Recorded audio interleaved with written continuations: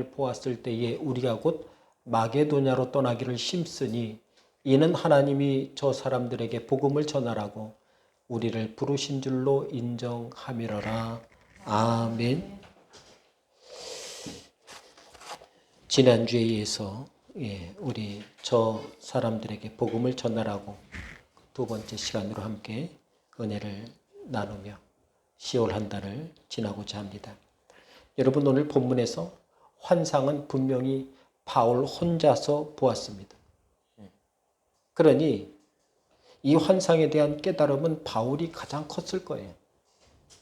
그럼에도 불구하고 오늘 본문은 바울 일행까지도 이 환상이 바울 한 사람이 아니라 자신들 모두에게 하신 말씀으로 받아들였다는 것을 권고하게 우리에게 말해주고 있습니다. 그러니 여러분, 다른 사람이 은혜를 많이 받아도 그 은혜를 그 옆 사람도 받을 수 있다는 거예요. 은혜 받은 사람 옆에 있어라. 예배 드린 사람 옆에 있어라. 은혜 가운데 옆에 있으라. 그런 이유가 바로 여기에 있는 것입니다. 그래서 환상은 바울 혼자 보았지만 바울 일행 전체가 사도행전 16장 10절을 통해서 말하기를 뭐라고 합니까? 바울이 그 환상을 보았을 때에 우리가 곧 마게도냐로 떠나기를 힘쓰니 라고 말씀했던 것과 같이 우리가 보았고 우리가 들었고 우리가 깨달았다고 바울 일행은 지금 스스럼 없이 우리에게 고백하고 있는 것입니다. 따라서 이 말씀을 통해서 우리도 같은 마음, 주님이 우리에게 주시고자 하는 같은 믿음의 성도가 되어야 함을 우리는 알아야 합니다. 주의 말씀은 나만 깨달으라고 주는 게 아니에요. 너만 깨달으라고 하는 게 아니에요. 나와 너가 아니라 우리가 되어서 듣고 보아야 한다고 말하고 있습니다. 따라서 성도가 은혜 가운데 살아가려면 교회 공동체에서 선포되고 고백되어지는 믿음의 고백이 내 고백이 되어야 돼요. 하나님께서는 창세기 2장 18절에 이렇게 말씀하셨습니다. 사람이 혼자 사는 것이 좋지 아니하니. 이 말씀은 성도들이 혼자서는 결코 살지 말라는 말씀이에요. 물론 이 말씀이 여러분 하와를 염두에 두고 남자의 짝인 여자, 여자의 짝인 남자를 염두에 두고 하신 말씀이기도 하거니와 그것보다 더 큰 의미가 이 말씀 속에 있다는 거예요. 가장 먼저 이 말씀은 우리 성도들에게 이 땅에서 결코 혼자가 아니라는 것을 우리에게 알려주고 있어요. 많은 사람들이 나는 혼자고 나를 도와줄 사람도 나를 이해해 줄 사람도 아무도 없다고 하는데 아니에요. 세상은 그런 것 아니에요. 누군가 나와 짝이 된 사람이 분명히 있다는 것이죠. 또 사람은 그래서 누구와 짝을 이루고 살고자 늘 애쓰고 있는 것을 보게 돼요. 누가 강요해서 하는 것이 아니라 자연스럽게 그렇게 되는 것이죠. 가장 먼저는 하나님 안에서 함께하는 짝이 있어야 합니다. 따라서 내게 짝이 없다면 우리는 나에게 친구를 달라고, 나에게 알맞는 짝을 달라고 기도해야 합니다. 친구는 바로 하나님의 선물이기 때문에 그렇습니다. 하나님께서는 우리가 이 땅을 살아내면서 외롭고 힘들게 사는 것이 아니라 짝과 함께 동고동락하며 감사하고 하나님의 충만한 은혜로 살기를 원하세요. 우리 중에는 이미 결혼함을 통해서 하나님께서 주신 짝을 만나 사는 사람들도 있습니다. 이분들은 어떻게 살아야 합니까? 이미 짝을 얻었으니까 감사만 하고 삽니까? 아니에요. 내 인생의 그 짝을 위해서, 믿음의 짝을 위해 기도해 주는 사람이 되어야 해요. 우리가 두 사람이 짝이 되었고 친구가 되었다. 하나님께서는 그 이웃을, 그 짝과 친구를 위해 기도하길 원하세요. 기도는 인생의 방향을 바꾸기 때문에 그렇습니다. 그러니 내 일생의 반려자와 함께 살아가고 있습니까? 또 내 인생에 오로지 하나뿐인 남편이 있습니까? 내가 들은 말씀과 내가 받은 은혜가 내 짝에게도 이루어지기를 기도해야 돼요. 이 말씀을 남편이 와서 들어야 되는데 아내가 와서 아니 그러지 마세요. 하나님 내가 받은 은혜가 우리 남편에게도 우리 아내에게도 우리 자녀에게도 임하게 도와주옵소서. 우리는 기도하면 돼요. 예. 하나님께서는 어떻게 해요? 믿음의 사람을 통해 자꾸 통로를 넓히는 하나님의 역사가 있어요. 그러니 내 짝에게 기도해 주기 위해서 우리는 내가 들은 말씀이 있어야 돼요. 내가 은혜 받은 게 있어야 돼요. 내가 하나님께 간절한 소망이 항상 있어야 돼요. 그래야 그것이 내 짝과 내 가정과 내 인생에 어떻게 해요? 예, 소낙비 내리듯이 임하게 되는 거예요. 그래서 주님 안에서 늘 응답받고 돕는 손길을 내 짝과 함께하고 내 이웃과 함께하고 내 가정과 함께하는, 그래서 하나님의 은혜로 서로 은혜를 맛보게 하고 살아가는 귀한 믿음의 사람들이 되어야 하는 것입니다. 중요한 것은 좋은 친구는 그냥 얻어지지 않는다는 거예요. 좋은 친구는 정말 노력해야 돼요. 다가가야 됩니다. 내가 먼저 다가가야 깊은 친구가 돼요. 그러니 먼저 다가가고 싶어지려면 내가 뭔가 헌신해야 돼요. 헌신은 뭡니까? 내가 손해와 상관없이 마음을 주는 거예요. 시간을 주는 거예요. 관심을 주는 게 헌신 아닙니까? 말씀과 친구가 될 만큼 여러분 가까이 다가가시기 바랍니다. 기도와 친구가 될 만큼 깊은 사이가 되시기 바랍니다. 예배가 친구가 되어 늘 주님께 마음문을 활짝 열고, 그래서 주님께 더 깊이 들어가 예배에 참여하고 말씀에 깊이 관여되어 살아가는 우리 성도 되시길 바라는 것입니다. 그렇다면 오늘 본문을 통해서 우리가 알게 되는 은혜는 무엇입니까? 가장 먼저 오늘 본문 말씀은 우리에게 믿음으로 기다릴 줄 아는 성도가 되라고 우리에게 말씀해 주고 있어요. 믿음이란 기다릴 줄 아는 거예요. 여러분, 사람들이 왜 기다리지 못합니까? 이게 언제 올지 모르는 거예요. 될지 안 될지 모르는 거예요. 확신이 없는 거예요. 믿음은 뭡니까? 주님 때문에 기다릴 줄 아는 거예요. 여러분, 기다리는 것에도 믿음이 필요합니다. 그냥 기다릴 수가 없어요. 열왕기하 5장에서 나병에 걸린 나만 장군은 선지자 엘리사의 말을 듣고 요단강에 몸을 던져 담그기 시작했습니다. 한 번, 두 번, 세 번 담갔어요. 그러고 나서 그는 이렇게 생각했을지 모릅니다. 이 정도 담갔으면 손끝이라도 좀 나아졌으면 좋았을 텐데. 하지만 어떻게 해요? 아무런 변화가 없어요. 내 이럴 줄 알았어. 다시 요단강 몸에 4번, 5번, 6번을 담갔지만 아직도 아무런 변화의 기미가 보이지 않아요. 여호수아 6장에 보니까 요단강을 건넌 후에 첫 번째로 만난 거대한 가나안 성, 가나안의 큰 성, 이 여리고에 이스라엘 백성들은 하나님의 말씀대로 여리고 성을 하루에 한 바퀴씩 돌기 시작합니다. 하루를 이틀, 3일, 3바퀴 정도 돌았으면 우리는 그렇게 생각할 수 있을 것 같아요. 내가 참여했다면 이 정도 돌았으면 여리고성의 벽돌 몇 장이라도 무너져야 빠져야 되는데, 그래야 내가 기운이 날 텐데. 우린 그렇게 생각해요. 아무런 변화가 없어요. 4번, 5번, 6번을 돌았을 때도 그 어떤 징조도 보이지 않아요. 징후도 보이지 않아요. 창세기 6장에 보니까 노아가 방주를 다 만들었어요. 100년이 넘도록 방주를 만들고 하나님의 말씀에 따라 동물들을 불러서 집어넣고 방주에 들어가 기다립니다. 비 오길 기다리는 거예요. 하루, 이틀, 3일. 3일을 기다려도 어떻게 해요? 이쯤 되면 빗방울이라도 좀 떨어져야 되는데 하늘도 창창해. 비 한 방울 오지 않아요. 4일, 5일, 6일 지나도 비는 내릴 생각조차 없어 보입니다.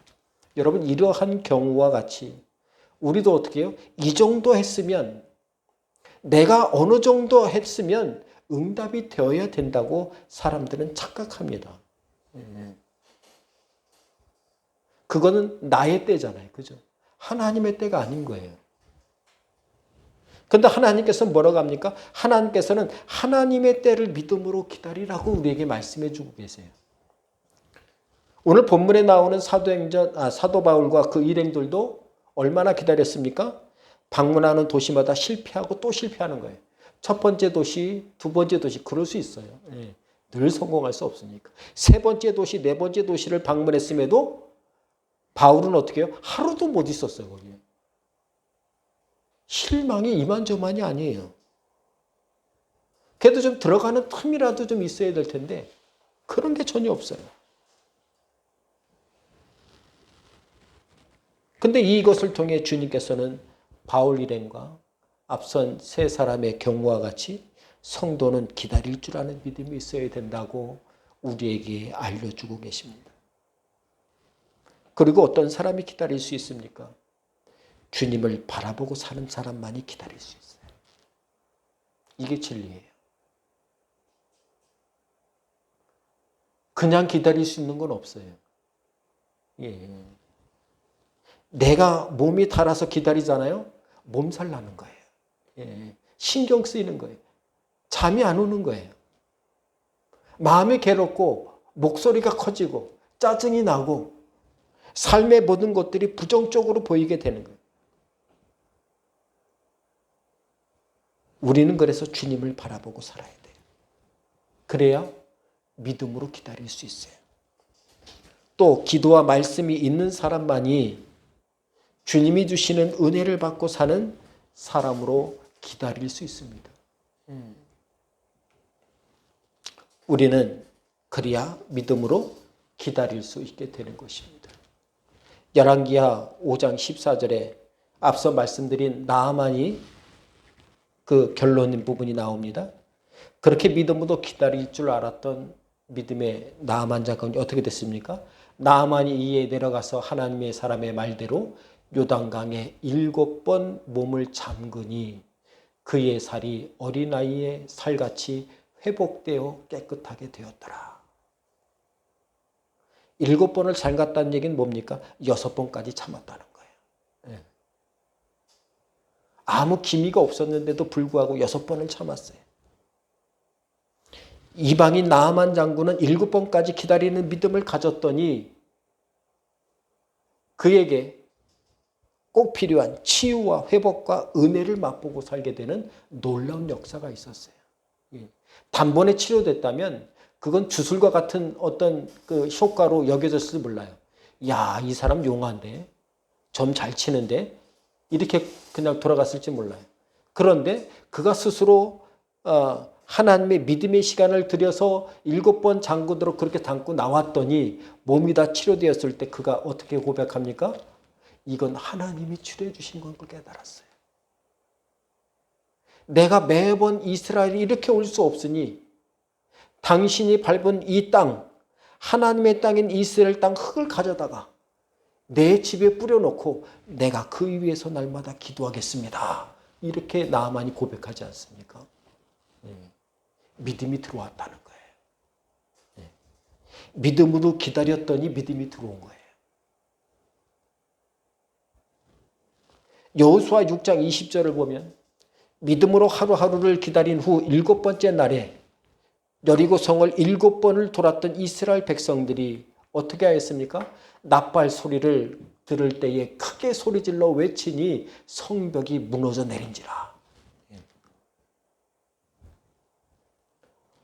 무엇에 무너졌습니까? 6번 돌고 마지막 날 7번 돌아온 것 때문에 무너진 게 아니에요. 너희가 소리쳐라. 소리친 만큼 무너졌어. 나는 얼마큼 주님께 외치고 사는가? 소리친 만큼 무너진 거예요. 그들은 7번 7일 동안 돌면서 어떻게 해요? 내가 때가 되기만 하면 하나님의 명령대로 헌신하리라 이런 마음이 있었던 거예요. 하나님께서는 말씀대로 순종하고 기다렸던 이스라엘 백성들에게 벽돌 한두 장이 무너지는 정도가 아니라 그 큰 성 여리고성이 완전히 무너지는 역사를 목도하게 만들어 주셨습니다.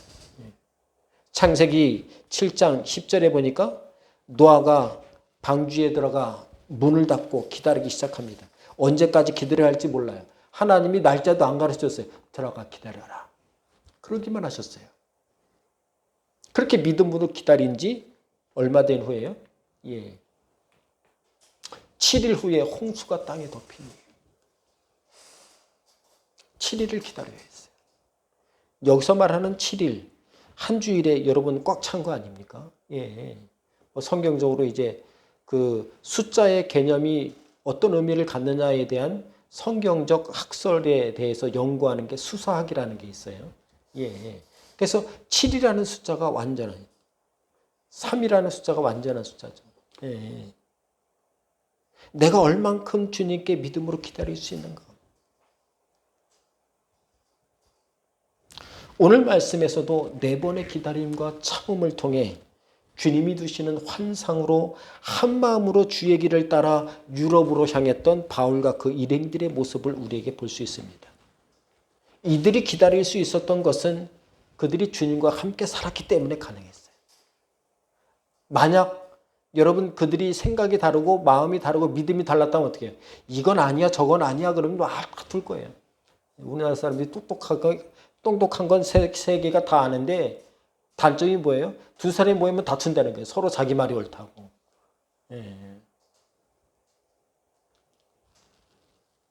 근데 이들이 바울과 일행이 순해서 하나가 된 게 아니에요. 주님 때문에. 주님께 늘 마음을 향하고 믿음을 향하고 살았더니 한 마음이 되고 한 뜻이 되어서 너가 꾼 바울이 꾼 환상이 내가 믿는 환상과 똑같은 거예요. 믿음과 똑같은 거예요. 동일시되는 거예요. 사랑하는 성도 여러분, 나는 얼마만큼 하나님의 뜻과 인도하심과 사용하심을 기다릴 수 있습니까? 우리는 기다릴 줄 알아야 돼. 우리도 앞서 거론된 믿음의 사람과 똑같습니다. 성도에게 하나님의 말씀이 없으면 기다리며 사는 게 불가능해요. 그래서 말씀을 들어야 되는 것이죠. 말씀이 없으면 내 생각이 자꾸 밤잠 돌리면서 막 그냥 괴로워요.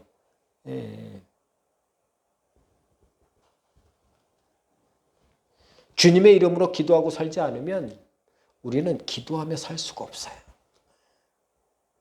그러니 이런 마음이 불안하고 연약할 때 우리는 어떻게 해요? 여러분 기도하시기 바랍니다. 기도가 잘 안 돼요. 천천히 주기도문을 외우세요. 주님이 가르쳐주신 그 기도. 나의 신앙의 고백, 사도신경을 고백하세요.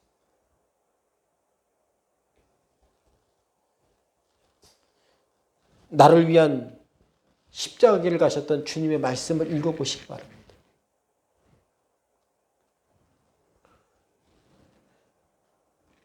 주님의 이름으로 우리가 기도할 때에 우리는 나도 모르게 기다릴 수 있어요. 성도는 하나님께 받은 은혜가 있어야 하나님의 때가 올 때까지 우리는 참을 수 있고 기다릴 수 있으며 주님을 바라보고 살 수 있게 되는 것입니다. 주님의 뜻을 내 삶과 가정에서 기도와 말씀과 은혜로 이루고 살아가는 우리 성도 되시기를 주님의 이름으로 간절히 바랍니다. 두 번째로 기억할 것은 하나님의 말씀은 항상 나에게도 필요하다는 거예요. 여러분 내게도 필요해요. 말씀이. 그걸 잊지 마세요. 여러분 저와 제일 친한 목사님이 있는데 허물없이 기도 제목과 함께 교제하고 있는 우리 목사님이 일반대를 나오셨어요. 경희대 경영학과를 나오셨다고 하더라고요. 직장생활도 하셨어요. 좋은 대기업에서. 그러다가 그의 삶의 길을 주님께로 바꾸고 살기로 헌신하면서 신학대학에 들어오면서 저와 만났어요. 저는 학부도 신학을 했기 때문에 일반 대학생이 어떻게 살았는지 직장생활이 어떤지 잘 몰라요. 그래서 일부러 대학원 가서는 일반 학부들이 공부하는 그 학과에 지원했어요. 제가. 그래서 신학대학원은 두 가지 과가 있는데 신학대학에서 신학대학원으로 가서 신학대학원생, 그러니까 신학을 전공한 사람들이 좀 깊이 공부하는 게 있고, 신학대학에서 일반 대학생과 함께 공부하는 신학대학원이 이제 1, 2가 있는데, 저는 그래서 2를 지원했어요. 일반 학생들을 언제 만나보겠어요, 제가. 예. 그래서 이 목사님과 친구가 됐는데, 이 목사님은 자신이 나오는 경영학과가 취업할 때 가장 최악이라는 거예요. 최악의 학과예요. 예. 왜냐고 물어봤더니 법대는 나와서 변호사가 되는 게 당연한 거예요. 예. 의대는 나와서 의사가 되는 게 당연합니다. 간호대 나오면 간호사가 돼야 되죠. 교대 나오면 교사가 되는 게 당연해요. 때문에 그들은 대학을 다니면서 졸업하면서 고민할 필요가 없어요. 이미 자기의 갈 길이 정해져 있어요. 근데 경영대는 나와서 아무거나 경영하려는 거야. 예, 예. 그러니까 직업을 택하는 게 너무 힘들다는 거야. 그래서 이 목사님이 이따금 이제 동창회를 가면 직업이 천차만별인 거예요. 같은 학과 나왔는데 천차만별인 거예요. 듣고 보니까 그런 것 같아요. 예, 예. 근데 친구 목사님은 자신은 하나님의 말씀을 경영하기로 작정했다는 거예요.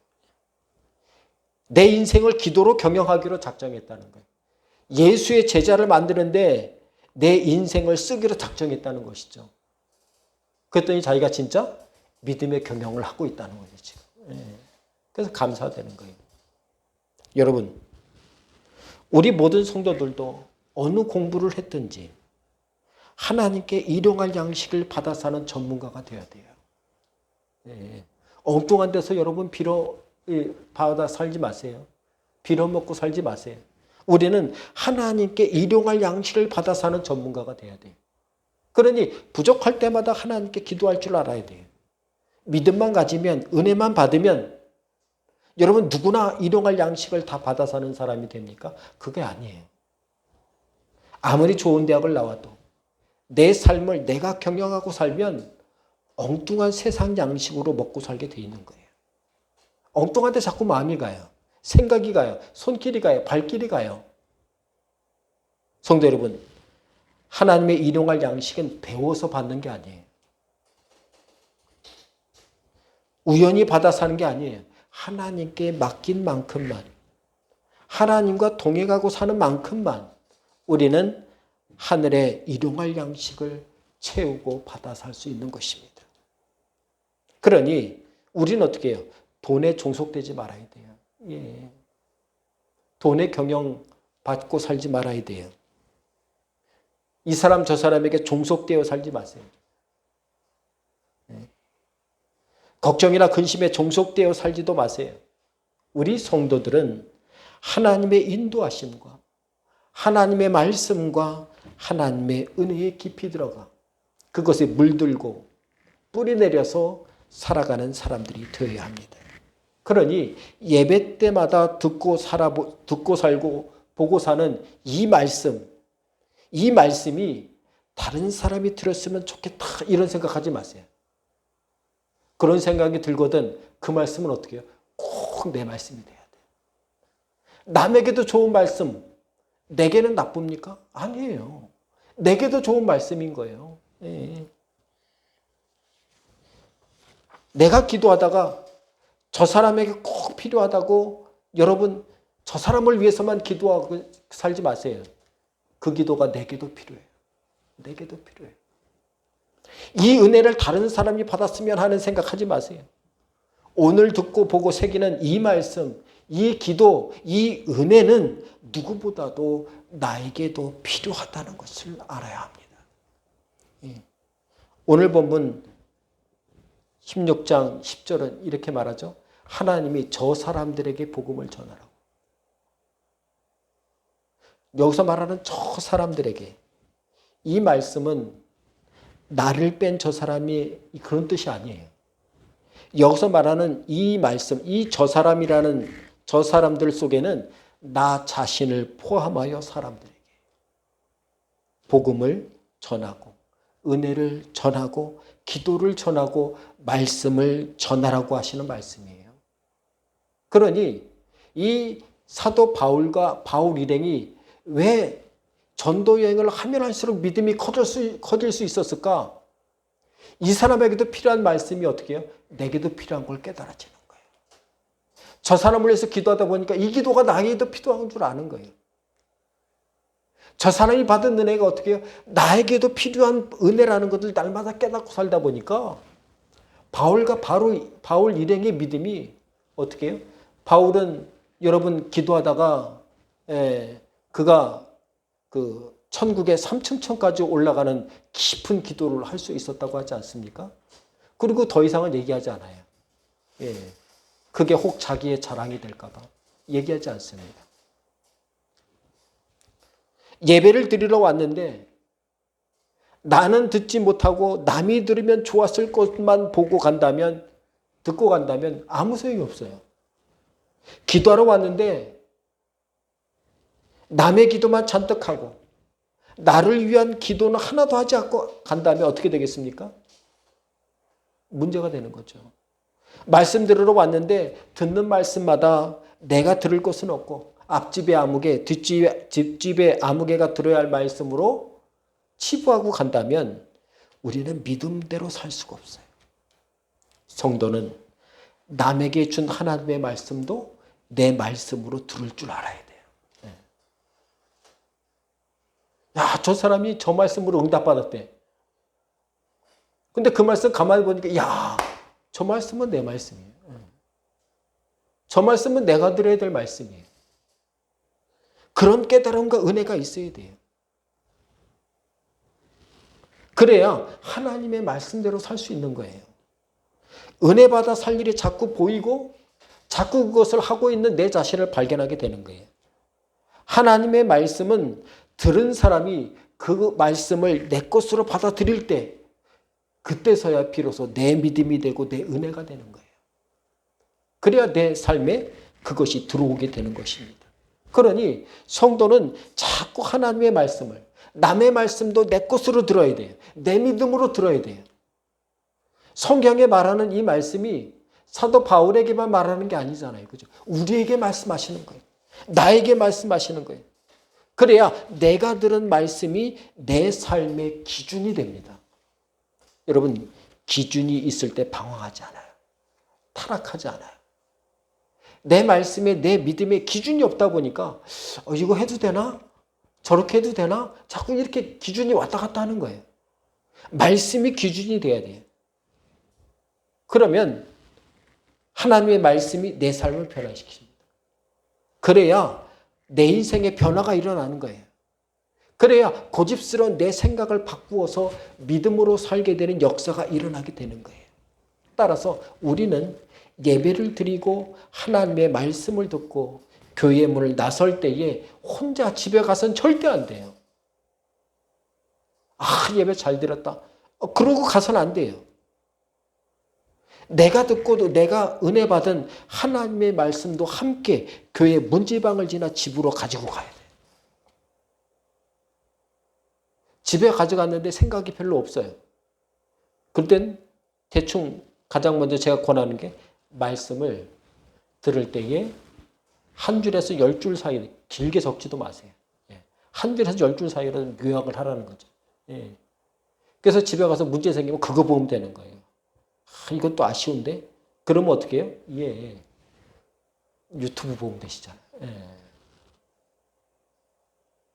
제가 설교하고 제가 주일날 가서 한 3번 봐요.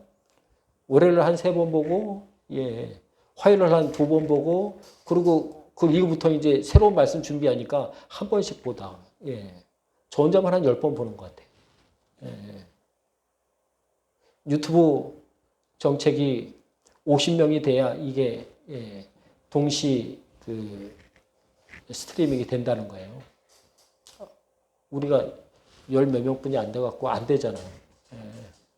이 사정을 우리 친구 목사님한테 전화했더니 목사님 우리 교회가 해줄게요. 그래서 저희 유튜브 채널 구독자가 62명인가 3명이 됐어요.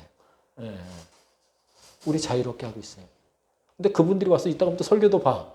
얼마나 좋은지 몰라요. 감사합니다.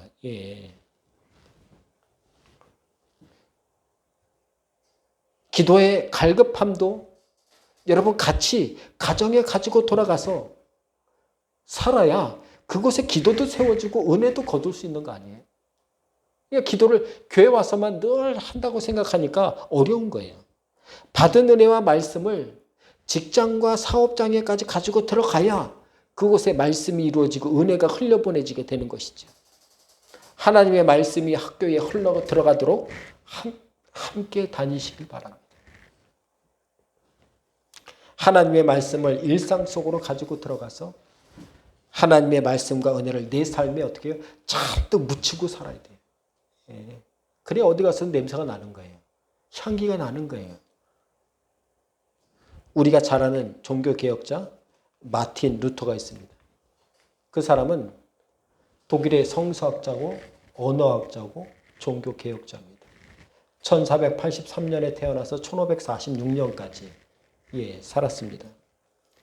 그는 종교개혁을 일으키리라고는 생각하지도 못하고 살았던 사람이에요. 그의 꿈과 소망은 법률가가 되는 거예요. 그 당시 가장 똑똑한 사람이 법률가거든요. 그래서 루터는 열심히 공부했습니다. 당시 대부분의 사람들이 글을 읽지 못하는 그런 시대에 루터는 라틴어를 포함해서 여러 언어들을 배웠고 종교, 도덕, 논리학, 시와 음악 등을 공부했어요. 얼마나 공부를 좋아했던지 당시 이 루터가 다니던 대학교의 도서관에 있는 책들을 몽땅 다 읽어버렸어요. 도서관을 다 먹어버린 사람이에요. 그래서 친구들은 이 루터를 뭐라고 불렀냐면 유식한 철학자라고 불렀어요. 이 유식한 철학자 같으니라고. 그때에 도서관에 있었던 수많은 책들 중에 성경도 있었어요. 그래서 성경을 읽었죠. 하지만 성경을 공부하느라고 자신의 지식을 위해 읽었지 믿음 때문에 읽을 게 아니에요. 당시 루터에겐 그런 믿음도 그런 은혜도 없었어요. 그러던 와중에 유럽의 흑사병이 휩쓸어 지나가는 경험합니다. 수많은 사람들이 죽는 거예요. 수백만 명이 죽는 거예요. 그것을 보고 루터는 어떻게 해요? 죽음에 대한 두려움을 가지게 되는 거예요. 내가 이루고자 하는 꿈보다 죽음이 먼저 찾아올 수도 있겠구나 하는 두려움이 있었어요. 두 번째 죽음에 대한 두려움을 만난 것은 1505년 7월 2일. 당시 루터는 같은 법률가가 되어 출세하고자 했던 친구와 함께 스토테른하임이라는 들판을 지나가고 있었는데 갑자기 폭우가 내리더니 천둥 번개가 치더니 내 옆에 같이 걷고 있던 친구 알렉시우스가 번개에 맞아 죽었어요. 바로 옆에서. 루터는 그 충격으로 어떻게 해요? 이게 인생이 어떻게 해요? 내가 생각하는 그 죽음이 내가 생각하지 못한 때에 올 수 있다는 생각이 그때 깨달아지는 거예요. 죽음이 멀리 있는 것이 아니라 바로 내 옆에 있다는 것을 뼈저리게 느끼게 됩니다. 그런데 바로 그때 자신이 공부하듯이 읽었던 성경책의 말씀이 자신에게 하는 하나님의 말씀으로 들리고 보이는 경험을 하는 거예요. 하나님 말씀이 이렇구나. 하나님이 내게 이렇게 말씀하시는구나. 깨달은 거예요. 지금까지 자신의 삶과는 전혀 상관없는 말씀으로 여겼던 성경 말씀이 내 말씀으로, 내 믿음으로 들리고 보이게 된 것입니다. 사랑하는 성도 여러분, 하나님의 말씀을 남을 위해 있는 말씀이 아니에요. 바로 나를 위해 있는 말씀이에요. 하나님의 말씀은 바로 나와 같은 사람을 구원코자 하시는 하나님의 선물과도 같은 것입니다. 그러니 하나님의 말씀을 들을 때에 우리는 늘 그 말씀과 상관이 있어야 돼요. 나를 위한 말씀이기 때문에.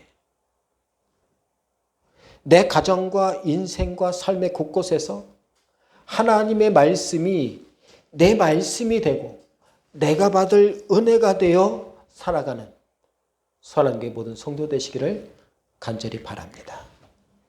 마지막 세 번째로 그러려면 하나님의 말씀을 전하고 듣는 자가 되어야 돼요. 예. 누구에게 전하든 누구에게 듣게 하든 상관없어요. 예. 때로는 나 스스로를 위해서도 어떻게 해요? 예. 복음의 비유를 읽기도 합니다. 예. 십자가의 사랑을 다시 기억하고자 십자가의 말씀을 다시 보기도 해요. 여러분, 세상에 많은 사람들이 세상의 모든 것이 누구 것이라고 합니까? 사람들은 말하죠. 내 돈도 내 것이고 내 꿈도 내 것이고 내 인생도 내 것이라고 말합니다. 내가 낳은 자녀는 내 것이고 내가 살고자 하는 계획도 내 것이기에 내가 한 모든 수고의 몫은 다 내 것이라고 생각합니다. 그러나 가만히 생각해 보세요. 세상에 우리가 만든 게 뭐가 있어요? 우리가 땅을 만들었나요? 공기를 만들었나요? 자녀를 내가 만든 것입니까? 아니에요. 하나님이 만드신 거예요. 내가 지금 가지고 사는 것들 중에 내가 만든 것은 하나도 없어요. 우리는 시간을 만들 수도 없고 우리는 생명도 만들 수도 없습니다. 오늘을 만들 수 없을 뿐더러 내일도 만들 수 없어요. 근데 희한하죠. 하나님께서는 내가 만들지 않았어도 하나님은 그것들을 우리에게 사용하도록 주셨어요. 그 정도로 우리를 사랑하세요. 생명을 주셨고 사랑을 주셨고 은혜를 주셨고 말씀도 주셨어요. 우리가 만들 수는 없어도 믿음으로 누리고 살 것이 세상에 얼마나 많은지 몰라요. 그러니 내가 받은 모든 것에 감사하고 살 수 있는 성도 되시기 바랍니다. 이런 말이 있습니다. 힘들 때 우는 자는 삼류다. 힘들 때 웃는 자는 참는 자는 이루다. 힘들 때 웃는 자가 인류다. 그러나 신앙적으로 봤을 때 우리 성도들에게 있어서는 힘들 때 기도할 수 있다면 그 사람이 인류예요. 어렵고 힘들 때 말씀을 붙잡고 살 수 있다면 그 성도는 인류가 되는 거예요. 하나님이 쓰셔요, 반드시. 여러분, 사람은 절대 안 변합니다. 예. 하지만 하나님을 만나면 변해요. 그러니 관계가 어렵습니까? 그 관계 어려운 사람이 하나님을 만나도록 기도하세요. 그러면 해결되는 거예요. 오늘 보면 16장 10절에서 말씀합니다. 바울이 그 환상을 보았을 때에 우리가 곧 마게도냐로 떠나기를 힘쓰니 이는 하나님이 저 사람들에게 복음을 전하라고 우리를 부르신 줄로 인정하리라. 주님께서는 복음을 바울 혼자서만 알고 있게 하지 않으셨어요. 자신과 친한 일행들만 알고 있으라고 비밀 모임을 갖지 않았어요. 너가 머물고 있는 곳, 너가 가는 곳, 너가 누군가가 오는 곳에서 무조건 전하고 말하고 듣게 하도록 하셨어요. 그러니 성도 여러분, 복음과 말씀과 믿음은 나 혼자 갖고 있으라고 있는 것이 아니에요. 예.